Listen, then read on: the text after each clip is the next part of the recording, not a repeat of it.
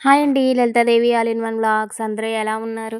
పూజలు హడావుళ్ళు అన్నీ అయిపోయినాయి కదండీ! ఇక నుంచి అయితే స్కూల్స్ హడావుడైతే మొదలవుతుంది. ఇదైతే కరివేపాకు ఇంకా మునగాకు వేసి కారప్పొడి అయితే చేశానండి.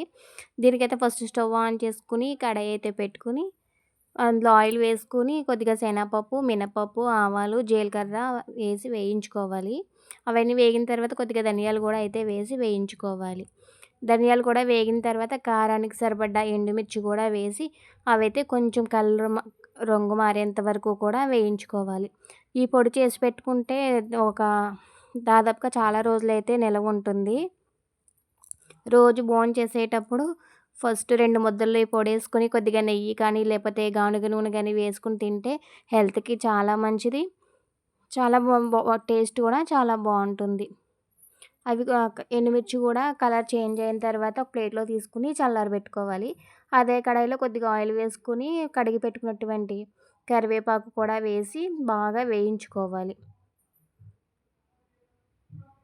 కరివేపాకు మొత్తం బాగా వేగిన తర్వాత కొంచెం ఆకిలా నలిపితే కొంచెం పొడి పొడిగా అవుతుంది కదా! అలాంటప్పుడు స్టవ్ ఆఫ్ చేసుకొని అది కూడా ప్లేట్‌లో వేసుకొని చల్లారి పెట్టుకోవాలి. తర్వాత అదే కడాయిలో మునగాకు కూడా క్లీన్ చేసి పెట్టుకున్నటువంటి మునగాకు కూడా వేసి అది కూడా బాగా వేయించుకోవాలి. మునగాకైతే అస్తమానం దొరకదు కదండీ! దొరికినప్పుడే తెచ్చుకొని పెట్టుకొని ఇంట్లో పొడి చేసుకోవాలి.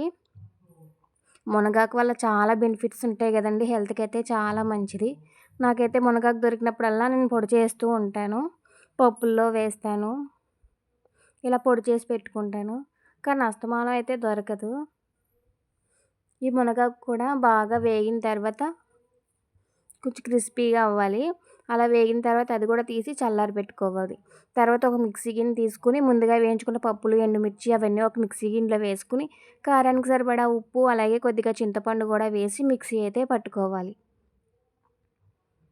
అలా మిక్సీ పట్టుకున్న తర్వాత అందులోనే వేయించి పెట్టుకున్నటువంటి కరివేపాకు, ఇంకా మునగాకు 2 కూడా కలిపి మిక్సీ పట్టుకుని పౌడర్‌లా చేసుకోవాలి.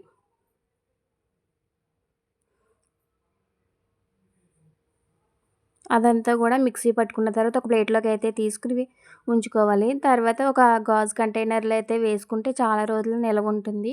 హెల్త్‌కి కూడా చాలా మంచిది. మీరు కూడా ట్రై చేయండి. ఛానల్ సబ్స్క్రైబ్ చేసుకోండి.